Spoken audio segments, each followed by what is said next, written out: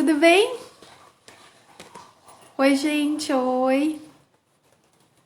Que bom que vocês estão por aqui. Só tô esperando o Josias chegar. Olá, gente. Tudo bem? Só esperando o Josias, tá?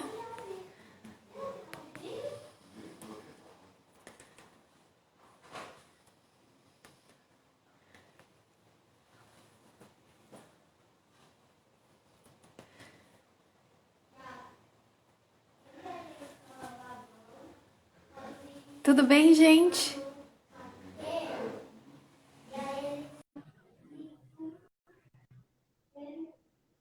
Oi, Lucas. Tudo bom? Oi!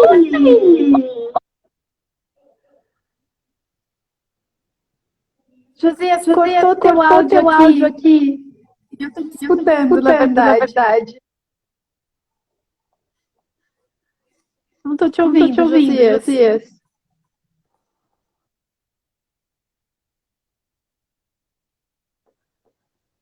Não estamos Não estamos ouvindo, ouvindo, Josias. Josias.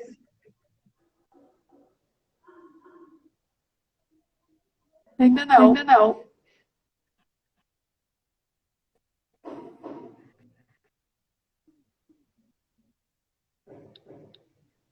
Também não. Ainda Agora? não, você me escuta? Eu Agora te sim! escuto. Agora sim, Mas sem agora que fone, estamos então. ouvindo. Olá, tudo bem? Tudo bem, tranquilo. Tá me ouvindo agora? Ai, Josias. Agora estamos te ouvindo Débora, boa bem. noite. Agora, tirei o fone. Eu estava com fone para ficar melhor, mas acho que é sem fone mesmo. Acho que não foi a estratégia. Pessoal, se não estiverem ouvindo, me avisem. Josias, muito boa noite. Boa noite, Débora. Boa noite, pessoal. Tudo bem com vocês? Poxa, Friozinho aí, que né, bom. Débora? Tá frio Nossa, a aí, gente né? tá morrendo. A gente tá morrendo aqui. Eu tô aqui me encapotando toda. O Rio tá Josias, frio. O Rio tá frio, então o imagina Rio, se aí no com Rio tá vocês. frio, aqui a gente tá morrendo. Pois é, Bragança já é então. um lugar frio. É. Josias, um prazer recebê-lo. Muitíssimo obrigada por aceitar todo o processo. Dentro desse contexto que a gente vive, a gente tem encontrado muita beleza e muita parceria de vocês que compraram a ideia e que continuam acreditando e produzindo e trazendo belezura pra gente. É uma pena que não te conheci o ano passado, porque, ó, eu tô com o teu livro aqui do ano passado, a Oba! bundinha, ó. A bundinha Sim, censurada. a Se te bundinha conheci o ano passado, censurada. a bundinha censurada é uma coisa. Porque É, eu fui embora, eu fiquei num dos finais de semana de lançamento, no seguinte eu tinha que trabalhar aqui, então, infelizmente, não te conheci, mas eu queria pois dizer que é. sou muito fã da sua escrita, Poxa, muito obrigado, fã. obrigado. Eu não consegui imaginar, porque, bom, primeiro porque a polêmica do bumbum foi sensacional, não tinha como fugir Foi dessa ótimo. leitura, né? Foi É, ótima. foi ótimo, E, não, e eu foi falei, ótimo. poxa, quando eu vi que era uma segunda produção tua, eu falei, preciso conhecer essa escrita, porque eu já sou apaixonada. E é uma superação, né? São dois livros maravilhosos, incríveis, Poxa, e, obrigado, e- isso. incrível. Então, assim, Josias, eu vou parar de falar, esse é teu espaço. A gente quer saber três tópicos, assim, importantes. Gente, se Ah, vocês quiserem fazer perguntas, por favor. Então, a gente quer saber de você, da sua escrita, desse da bunda e do sim, claro. atual, né, da ópera na ópera, é É, claro. Então, tudo isso. que você achar relevante, título, paratexto, tempo de produção, tudo, o processo todo. E depois a gente queria que você lesse os poemas pra gente, por Tá favor. ótimo, claro. Perfeito, com certeza. E olha, eu também dizer que eu sou fã de vocês também, porque acho que Obrigada. vocês deram uma resposta muito boa para a questão da pandemia. Quer dizer, houve um período, começou a pandemia, eu acho que todo mundo ficou recolhido, né? E vocês também, a editora Sim, também, a gente estava no meio do processo, né? A gente já assinando coisas, já marcando lançamento físico, né? E aí, de repente, sim. bum, mas aí eu acho que vocês usaram esse período para refletir e essa solução que vocês deram, essa alternativa que vocês estão lançando, é muito boa, é fantástica, porque não para, né? Coloca a coisa na benfeitoria, no crowdfunding, né? Que é uma solução super interessante. E é um crowdfunding que eu me sinto muito à vontade, porque quando eu converso com as pessoas, eu não estou dizendo, me ajude a editar o meu livro, me ajude a colocar a minha poesia na rua. Não é isso. É ajude a colocar a minha poesia, mas também ajude uma editora pequena que luta, quer dizer, já é difícil a questão do livro no Brasil, né? Cada vez pior, e vocês lutando com a pandemia, tudo, para continuar fazendo um trabalho de qualidade, que são livros com conteúdo bacana e a parte gráfica maravilhosa, né? E aí a gente vai falar um pouquinho também do Eroticências, né? Que eu mandei umas ideias, o Thiago pediu, manda umas ideias. Aí eu mandei umas ideias para a capa e tudo. Quando veio a capa, eu olhei e disse assim, é ousada. Eu nunca, em meus momentos mais ousados, eu teria pensado numa coisa tão ousada assim. Mas está ótima. Poderia realmente foi... Eu teria feito, se eu fosse ousado assim, eu teria ousado. E ficou muito bacana. E foi. E aí, claro, né, o Facebook censurou, o Instagram censurou, e é uma bobagem, né?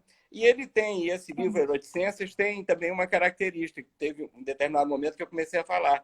Eu acho que os leitores vão me denunciar no PROCON, porque eles veem essa capa, eles veem o título, eles veem o que eu falo sobre, e eles imaginam que é uma coisa assim, pornô, praticamente, né? É o Xvideos, né? Em poesia.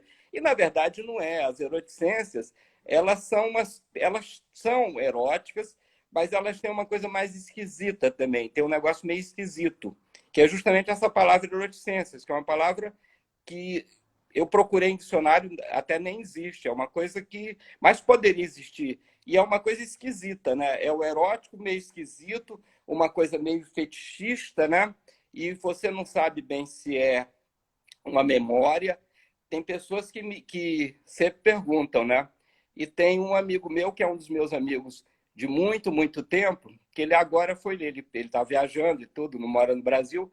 E ele agora, na pandemia, está lá com um livro, leu, e aí falou, mas acabei de ler uma, essa, eu tenho certeza que essa você viveu, eu tenho certeza. E eu digo, olha, não vou falar, né? Posso ter vivido, posso não ter vivido, né? E eu acho que a coisa vai muito por aí. E aí eu vou falar um pouco disso. A partir daí eu vou falar um pouco do meu processo. Porque o meu processo, ele é muito em cima de muita coisa que eu vivi ou que eu ouvi. Eu sempre fui uma pessoa que ouvi muito. Eu trabalhei numa empresa grande e eu tinha uma equipe comigo. Sempre trabalhei com equipes. E eu ouvia, eu simplesmente ouvia muito, ouvia muito. Aí teve um dia que eu notei o seguinte: tem gente que chega cedo, antes do horário do expediente, e eu, por acaso, era um período que eu estava chegando bem cedo. Aí eu chegava, sentava, pegava um café, tinha uma filinha de duas pessoas que queriam conversar comigo. Aí eu pensava, aí vai atrasar o projeto, é assunto de trabalho? Não. É porque o filho foi preso com droga e porque briguei com a minha mulher, não sei o quê. Eu ouvia as coisas, ouvia.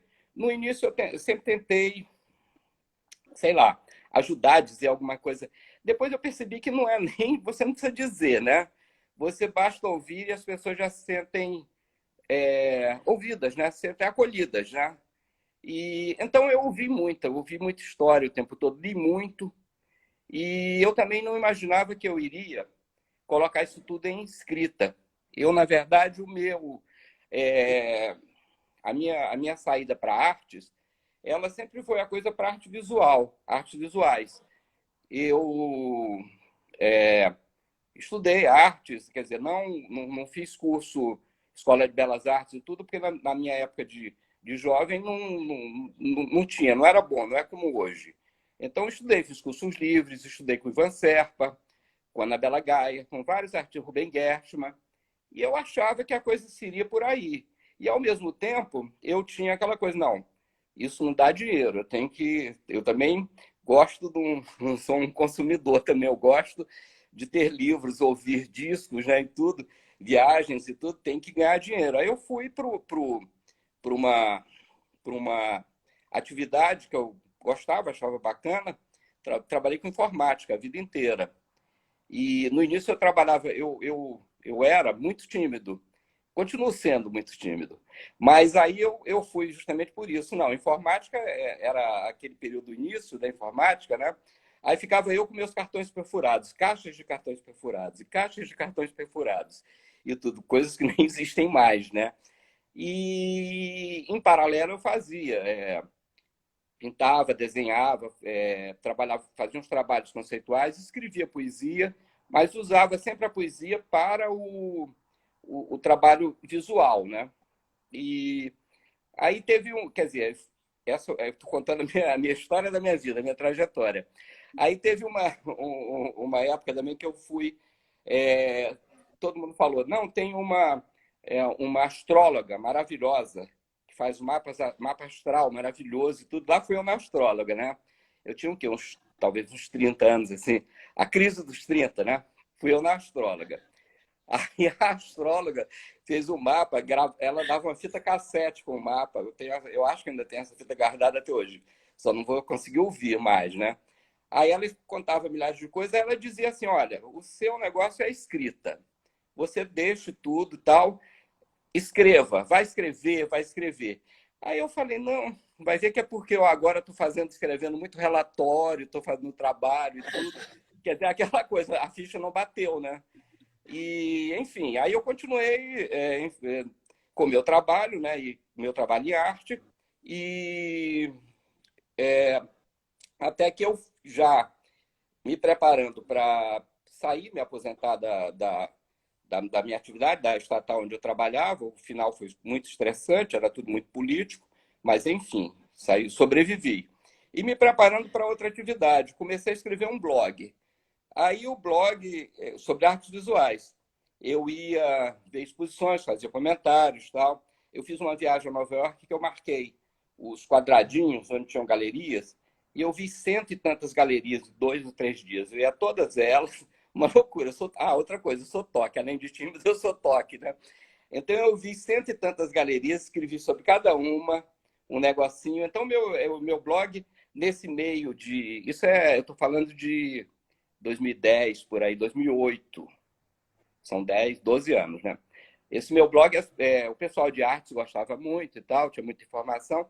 Aí eu falei, eu vou fazer alguma coisa na Estação das Letras para dar uma melhorada na minha escrita, né? E tudo. Aí fui fazer um curso de crônicas.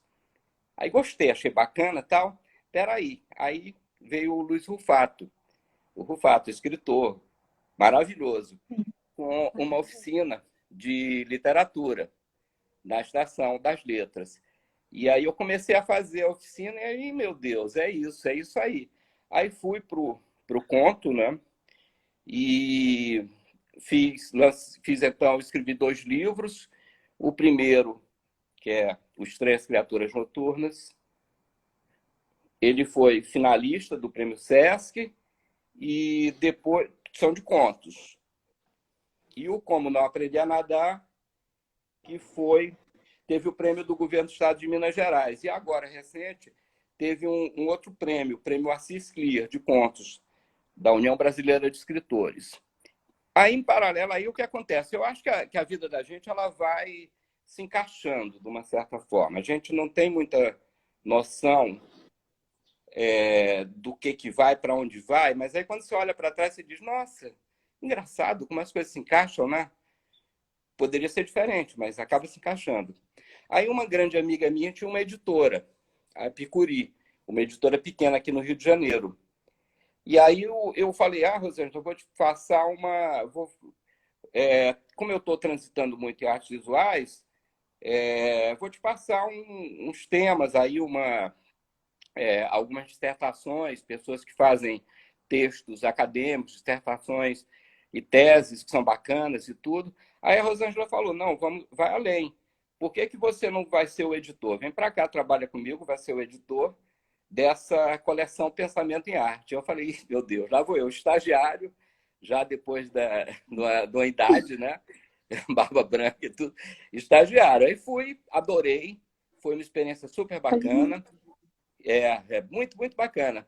O modelo diferentes. Como esse trabalho de edição, as editoras mudaram em pouco tempo. Porque eu estou falando esses meus livros, isso que eu estou falando já é 2012, e os meus livros são de 2013 e 2016, editados pela Rosângela Napicuri. E eram, quer dizer, fazia uma edição, o Estranhas Criaturas no Tempo foram 1.000 exemplares, 800 exemplares. O Como Não Aprender a Nadar, 600, né? Quer dizer, hoje é tudo muito mais ágil, né? O modelo é outro, né? Outra coisa, a edição Sim. era uma coisa demorada, ia, vinha, revisões, revisões, revisões, revisões. Eram 9 meses, era uma gravidez, né? Hoje a coisa é muito mais dinâmica, né? Mudou bastante. Enfim, aí o processo foi mais ou menos esse. E cada vez eu estou, quer dizer, como eu fico com artes visuais e com literatura. Tá tudo junto, né? Quer dizer, cada vez mais eu estou juntando as coisas, quer dizer, hoje estou trabalhando, faço curadorias também de artes visuais, exposições, e o meu trabalho de pintura, ele é uma escrita invertida, que é uma pintura. Falando assim é difícil, mas depois eu levanto e mostro alguma coisa.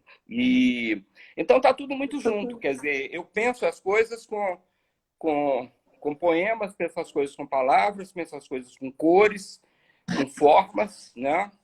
Penso em espaços para ocupar esses espaços com trabalhos que não são meus, são trabalhos de artistas que são bacanas, têm um trabalho bacana, e gosto disso, de principalmente trabalhar com pessoas bacanas, que isso é uma coisa muito bacana na vida, né?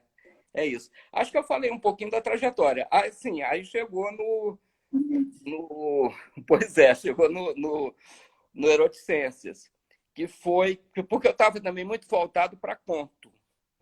Eu também comecei a escrever um romance, depois comecei a escrever outro, eles estão parados, eu volto e meia olho. São narrativas mais longas, mas eu não estou ainda satisfeito.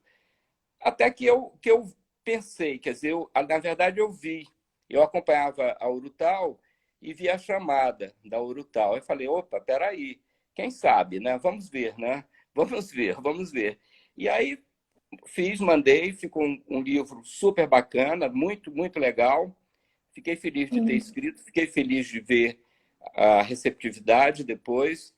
E aí agora, na outra chamada, já tinha um outro escrito, que isso é outra coisa também que hoje eu estou conseguindo fazer, sempre trabalhar um pouco à frente, quer dizer, eu sempre tenho alguma coisa que está pronta, está mais ou menos pronta, quer dizer, agora eu estou falando da Ópera Náufraga, mas eu já estou com outra coisa pronta, outro projeto pronto na frente, às vezes isso até me confunde um pouco, mas então eu consegui fazer isso, ter 2 livros pela Urutau, um num ano, outro um em 2019, outro em 2020, e 2 modelos diferentes, né? 2019 a vivência do lançamento ao vivo e 2020 essa vivência do lançamento do pré-lançamento, né? Pré-venda, lançamento virtual.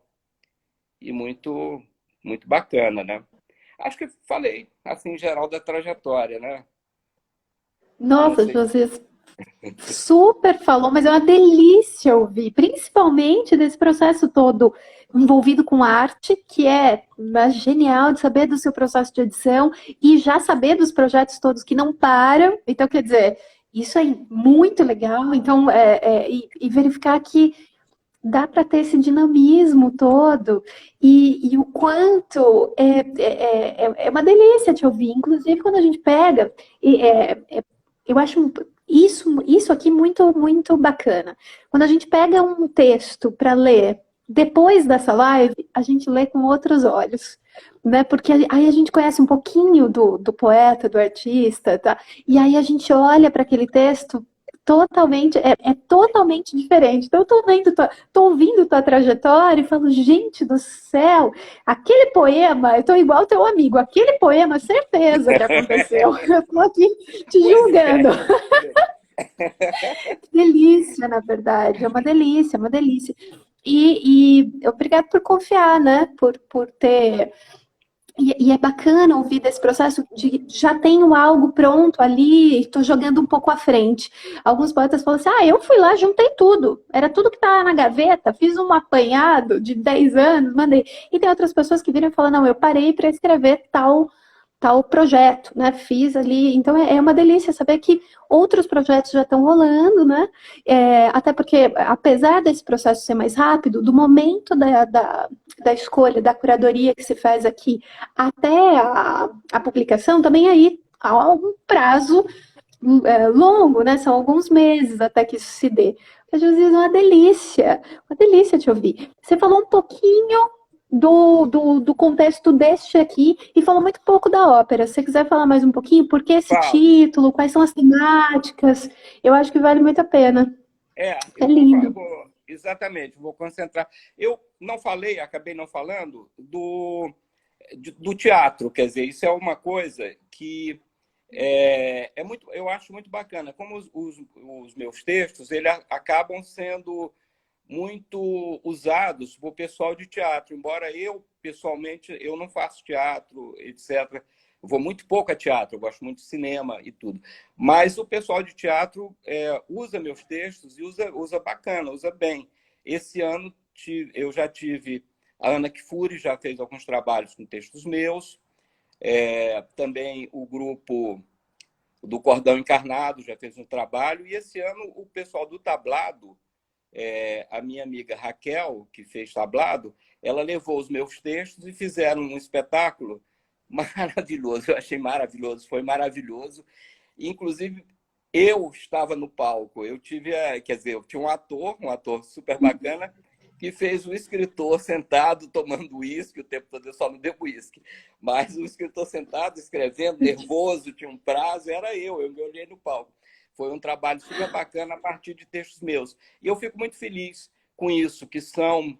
como o meu texto atravessa a fronteira, ele vai para outras... Atravessa a fronteira do livro, do papel, da letra, ele vai para outros mundos e outras interpretações, como são visões diferentes a partir do que eu escrevi e que trazem até para mim outras visões do que eu escrevi. Isso é uma coisa muito bacana. E o ópera, ele surgiu de uma... Ele surgiu... Pois eu vou contar... Tem várias histórias. Eu poderia dizer que ele surgiu de uma ideia de cinema, isso é uma verdade. Surgiu de imagens de filmes. Mas ele, na verdade, surgiu de uma outra coisa muito mais antiga, que é contar um pouquinho também da minha vida. A minha mãe minha mãe e meu pai, eles... no Maranhão, eles lutaram com política na época da ditadura, eram do MDB de verdade, o MDB autêntico da época, contra a ditadura. Minha mãe foi eleita vereadora e tudo, tinha uma posição bem radical contra a ditadura. E aí, bom, enfim, eu era garoto, e a minha mãe foi a um congresso de vereadores. Ela era vereadora, foi a um congresso de vereadores em Manaus. Só que ela, quer dizer, na época, ela não iria sozinha. Uma mulher, tal, casada, não iria para um compromisso profissional em outra cidade. Aí o Josias vai junto. O Josias é um garoto de 12 anos, sei lá, 13, 10 anos, por aí, 12 anos. Eu não quero, tal, fui, né? E aí, chegando lá, tinham várias coisas, minha mãe ia para os compromissos dela, lá para o congresso, e aí teve um dia que teve uma festa. E aí eu falei, eu não quero ir para a festa. Já falei que eu era tímido e era muito chato, também era muito enjoado. Aí eu falei, eu não quero ir. Meu filho, vamos, porque nessa festa tem uma tartaruga, é o aniversário da tartaruga. Tem uma tartaruga que faz 100 anos. Aí eu falei, eu vou, não vou perder isso por nada. Aí eu fui chegar lá. Bom, isso que eu estou falando é uma coisa muito antiga. Não existia IBAMA ainda. Não existia essa consciência que a gente tem hoje, né? Eu chego lá, a tartaruga fez 100 anos e ela era o prato principal do tal jantar. Comeram a tartaruga. Comeram a tartaruga de 100 anos da família. E aí, Gente do céu. E eu comi, né, também. E aí, bom, enfim, essa historinha que eu estou contando Mas, de qualquer forma, além da coisa da tartaruga, dos aromas e tudo, foi uma coisa que me marcou muito. Essa chegada em Manaus, Belém, em Manaus, e essa comida diferente, esses aromas diferentes, essa selva, aquela umidade que ela esmaga a pessoa. Então, essas sensações, eu, na verdade, comecei a Ópera Náufraga realmente de uma ideia. De um filme, o La Luna, que é uma cantora de ópera e um filho, e uma ideia que esta cantora de ópera ela da Europa no início do século passado e vai para Manaus para cantar na Ópera de Manaus. E aí é uma imagem, as imagens vêm de La Luna, vêm do Fitzcarraldo, vêm de vários filmes, mas a sensação, ela é aquela sensação que eu tive como menino chegando em Manaus e sentindo essa coisa toda, aquele negócio que você come, que te dá... você fica dormindo, com isso aqui tudo dormente e tal.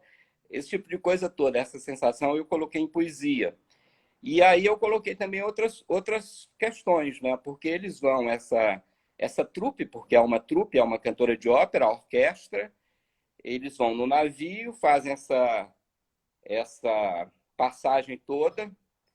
O menino tem algumas descobertas, ele tem um grumete também no navio, tem uma coisa meio se aproxima, não se aproxima. Só que quando eles chegam finalmente na Ópera de Manaus, é a véspera da crise da borracha. Então tem este é o enredo do livro, que eu conto em poesia e eu tento contar como se fosse realmente uma ópera, um libreto de uma ópera. E é o meu, né, na verdade, o meu segundo trabalho, o meu segundo livro sobre ópera.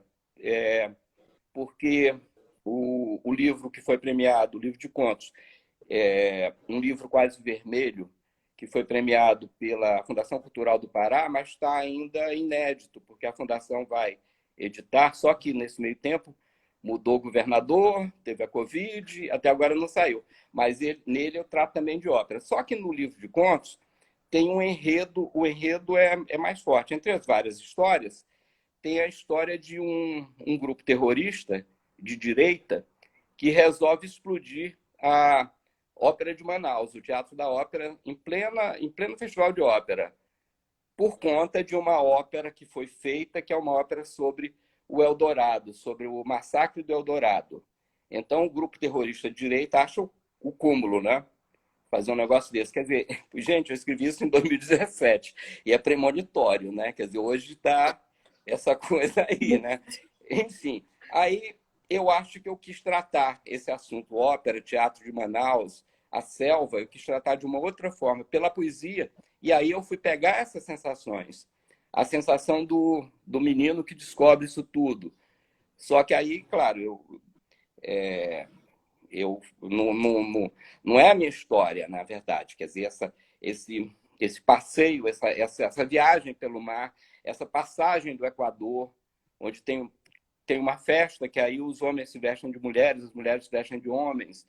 E aí a mãe veste o menino a mãe se veste de homem, claro, né? E ela veste o menino de cigana. Enfim, tem todo um enredo aí que eu coloquei na poesia, que é esse livro aí que a gente está lançando agora com vocês, né?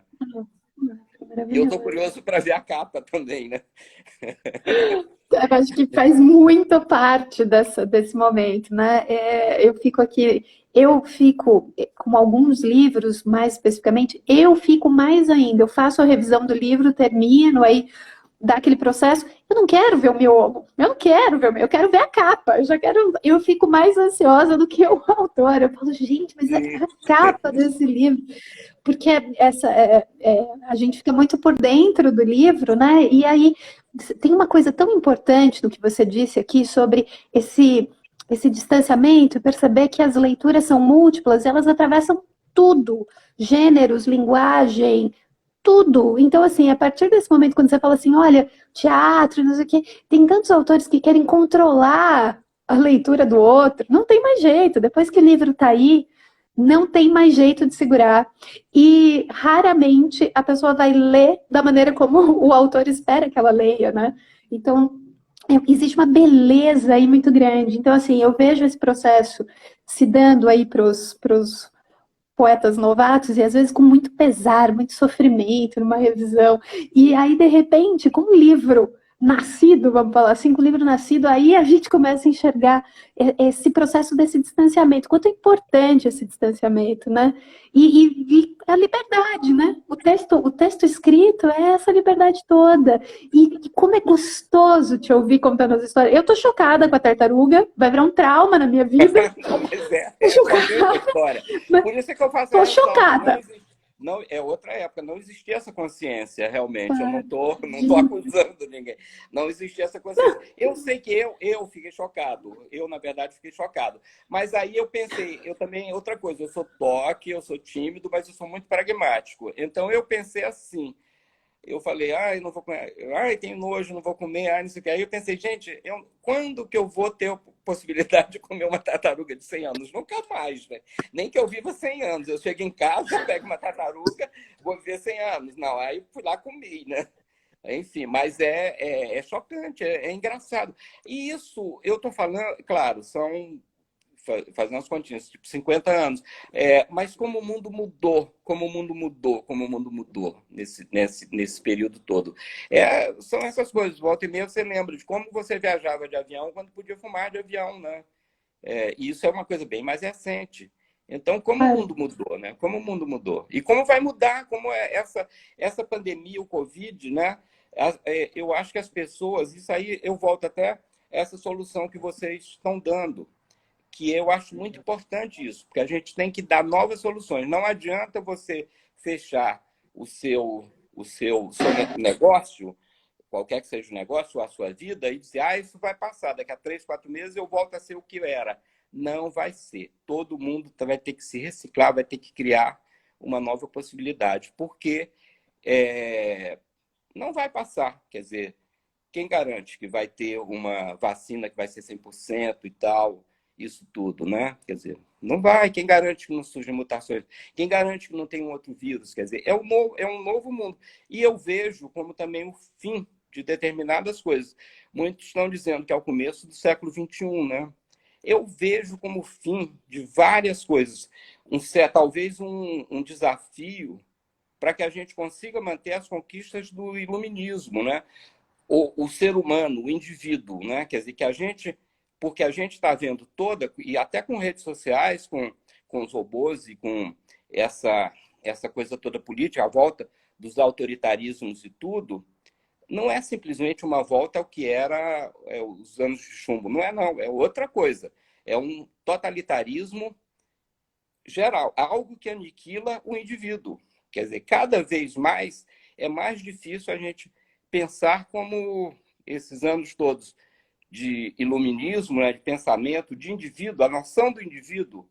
Será que a noção do indivíduo que a gente tem ainda, a minha geração, a sua geração, essas pessoas que são jovens hoje vão ter daqui a 20, 30 anos, vão ter possibilidade de ser indivíduos?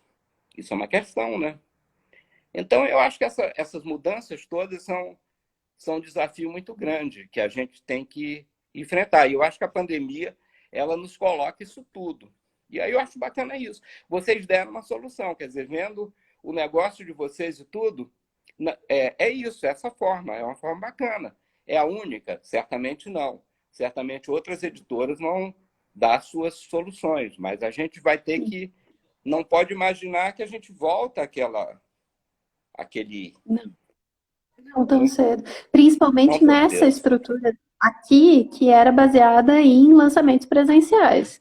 Se não houvesse Sim. aquela reunião específica daquele dia, a editora não existia. E no Sim, começo, em março, a gente entrou num desespero, né? sim, Haviam sim, sim. lançamentos com livros prontos, então foi complicado. Mas o Thiago foi super criativo e né, deu um jeito, mas eu acho que não foi só isso. O Thiago encontrou uma maneira, mas aí a gente precisava desse apoio, eu vou dizer, dessa confiança. Então, eu acho que o fato da editora já ter poetas como você já publicou, já sabe como é a editora, fala, não, vou dar a mão, vou acreditar. Então, assim, a gente tem uma rede aqui de pessoas que são incríveis, que é impressionante. São pessoas que falam assim, olha, não questionam e falam assim, você está falando que assim vai, então toma aqui, tô junto, tenho certeza. E no final, o livro é maravilhoso, ele toma uma proporção imensa, a gente está tendo assim, experiências super cativantes, e eu acho que tem uma coisa muito inédita. Dentro desse contexto, o que a gente está conseguindo? Com isso é nítido, né?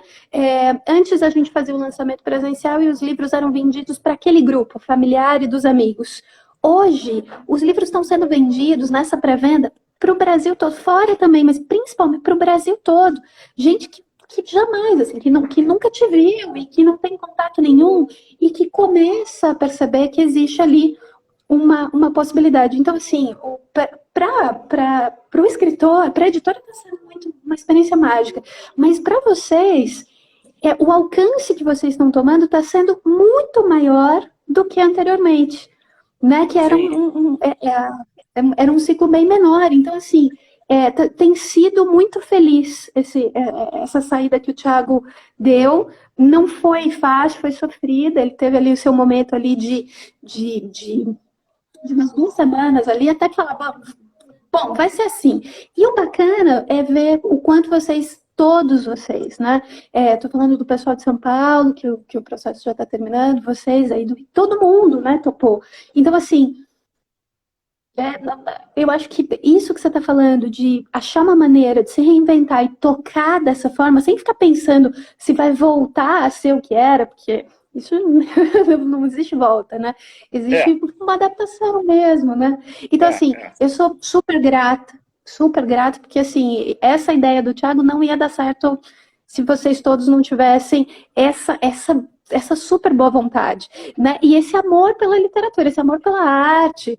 Josias, é uma delícia te ouvir, porque, olha, gente, eu não sei se vocês conhecem, eu vou falar desse primeiro livro da Urutau. Os outros eu quero conhecer também, mas, gente, exatamente essas sensações que você está pontuando são nítidas no seu texto. É uma coisa impressionante, assim. O quanto disso que você está dizendo a gente consegue sentir na sua leitura, né? Nas leituras que fazemos aqui. Josias,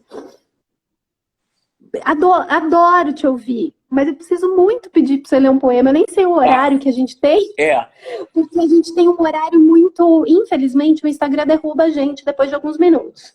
Mas acho que a gente ainda tem uns 10 minutos, pelo menos. Não, então dá. Eu separei um poema do Novo, da Ópera Náufraga. E separei já que eu falei de ópera e tudo, é um dueto entre a mãe e o filho, a cantora de ópera e o filho, e eles falam, chama-se Um Dueto Trágico sobre a Mão de Obra nos Seringais.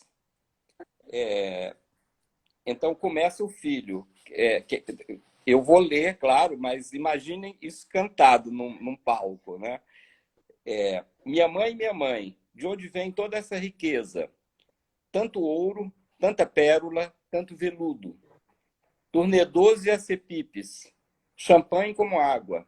De onde vem tanta riqueza?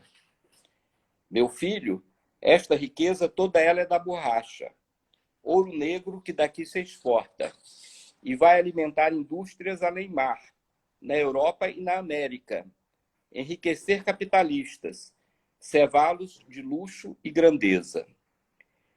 Minha mãe, e de onde vem esta milagrosa borracha? Meu filho, é a seiva de uma planta, a seringueira. É como se a árvore chorasse riquezas. E onde cresce essa planta? Em fazendas mecanizadas? Cresce na selva, no mais escuro da mata. Minha mãe, e quem busca essa seiva no meio das matas, arriscando sua vida como aventureiros, são índios, são colonos, agricultores, pioneiros. Vieram da Europa tentar a vida, para onde retornarão ricos e felizes? Meu filho, nada disso. São os seringueiros. são como escravos. Minha mãe, aqui ainda há escravos, são negros, vieram da África. Meu filho, são brasileiros, trazidos de outros estados, de uma região, o Nordeste, onde a seca os mata sem pena. Atraídos com promessas de ganhos, já chegam aqui como devedores de dívidas impagáveis. Trabalham sem nada receber, a não ser a subsistência, e nunca finalizam seus contratos. Nunca conseguem voltar para casa, nem mortos. Jazem aqui mesmo no Rio. Triste vida, tristes opções. Morrer na aridez de terras secas ou viver presos entre as lágrimas dos seringais.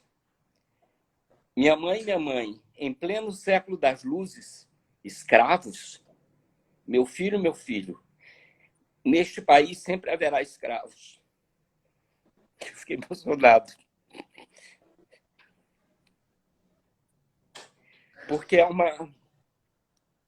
hoje, né? Você emociona aí, eu emociono aqui, vou chorar junto. Porque é hoje, né? No século das luzes, quer dizer, o filho fica chocado que no século das luzes, 1900 e pouco, ainda há escravos, e a gente hoje, 2020, percebe que há, né? E aí, enfim,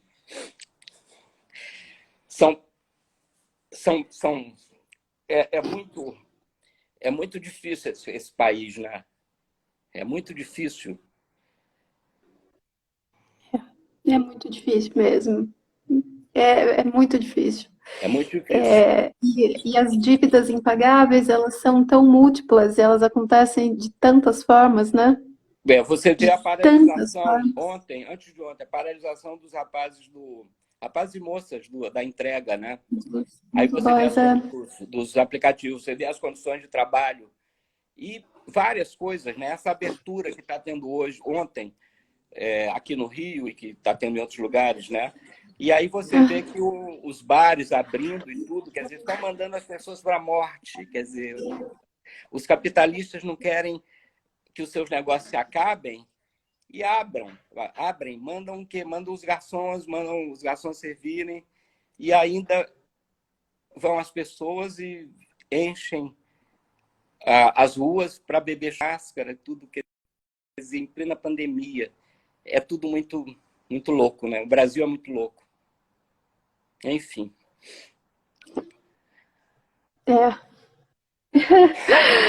fico emocionada um pouco antes da live. Eu acho que essa é a sensação mais genuína que a gente podia ter no final de uma comemoração, que essa live é uma comemoração por uma publicação em processo, mas a nossa realidade tem dessas, né? Minutos antes de sentar aqui para falar com você, para me encantar com a nossa conversa, para sentir muito que o tempo é tão breve, eu estava vendo as notícias da mulher do Dória falando coisas absurdas, ou aquela notícia do Miguel, do garotinho, né, daquela patroa. Então, assim, como a gente está se deparando Que loucura, né? Então, não existe palavra, né? Não existe palavra para gente lidar. Os bares abertos, um bar lotado.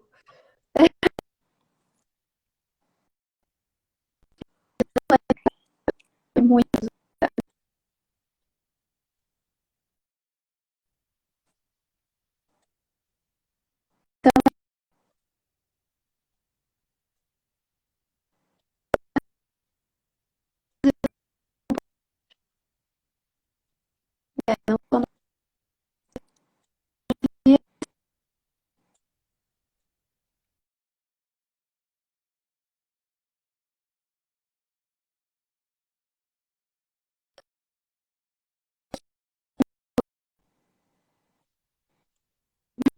Né?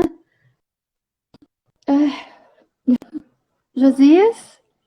Cortou um pouquinho, Débora, mas acho que voltou. Oi, voltou. voltou, Josias. Voltou. Desculpa, Oi. viu? Cortou aqui.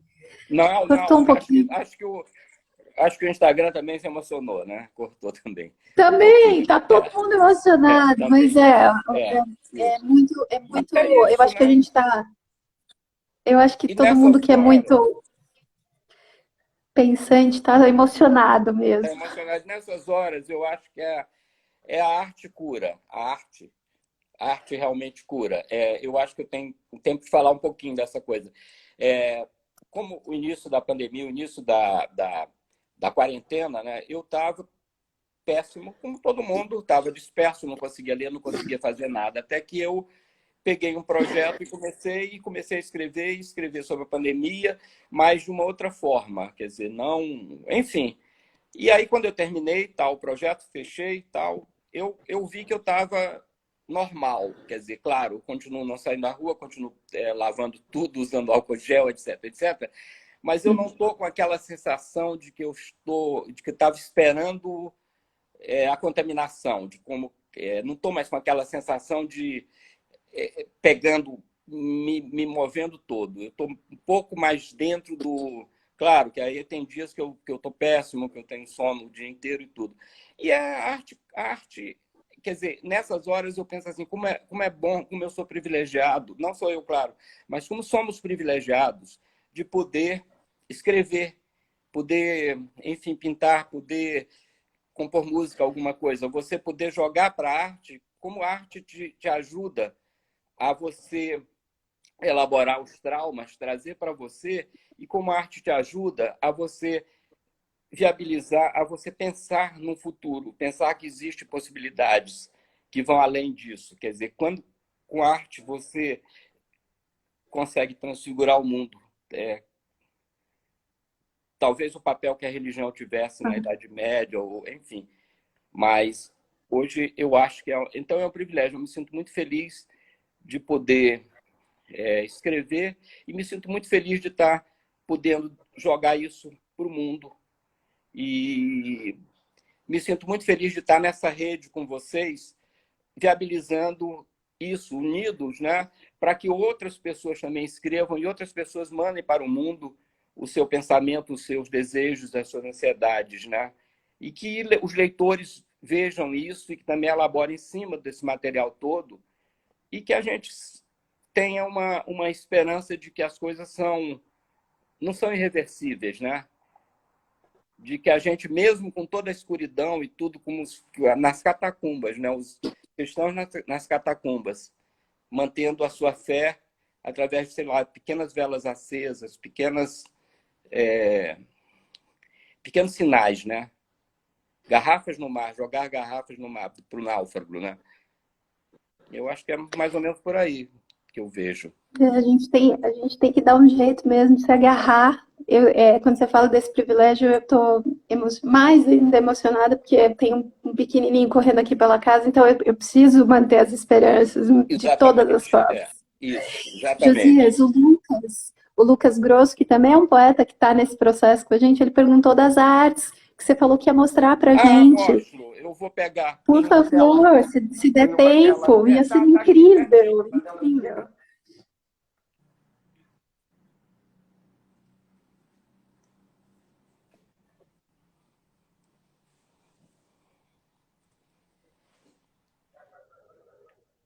Mais para trás. A gente consegue ver, Consegue consegue ver. super ver, Acho que não super, consegue super ver. ler exatamente o que é. É Um escrito ao pouco. contrário.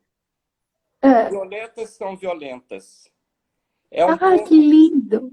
é um pouco o tem umas frases, tem um poema da Adélia Prado que ela Sim, da fala Adélia.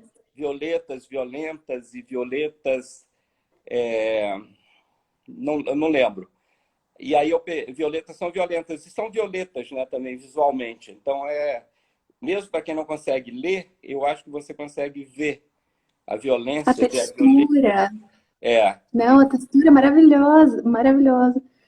E é a Muito coisa bonito. da escrita invertida, que a escrita invertida, ela vem também da Alice no País do Espelho, também é uma coisa de literatura, e é uma coisa que eu fazia também. Aí eu já volto também para a minha infância, que eu fazia, quando as aulas eram muito chatas, escrevia os cadernos tudo escrito ao contrário.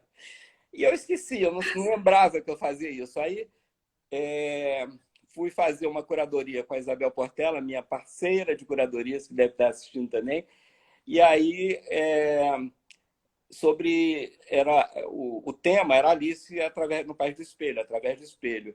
E aí o trabalho que eu fiz, eu lembrei que eu fazia isso e fiz um trabalho com a escrita invertida. E a partir daí, isso foi em 2017, eu acho. A partir de lá para cá, eu tenho sempre usado essa questão da escrita invertida, que é uma forma de eu juntar. Eu junto realmente a escrita, ao inverter ela vira uma coisa mais plástica, mas ao mesmo tempo ela mantém... É como se fosse uma coisa que você vai ler, mas aí meio que você desiste de ler, meio que você vai por um outro campo, por um outro caminho, uma outra chave. São os trabalhos que eu estou fazendo de arte A visual. Isabel está dizendo que está aqui, ela está presente. A Isabel está presente. Oi, Bel. E o Jorge perguntou se é sobre a madeira. Se é sobre madeira essa Não, arte que você fez. essa aqui é uma tela, é um tecido, é linho montado sobre um cartão. Nesse aqui.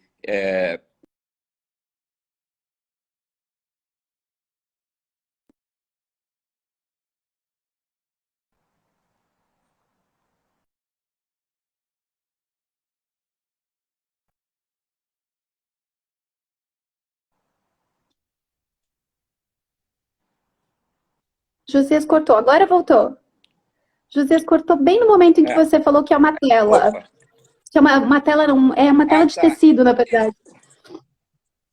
É um ninho montado sobre cartão. Na verdade, ele já vem pronto, montado assim. É um tecido, não é um ninho. Mas eu uso também, já uso os objetos, escrevo em cima de objetos também. Que legal.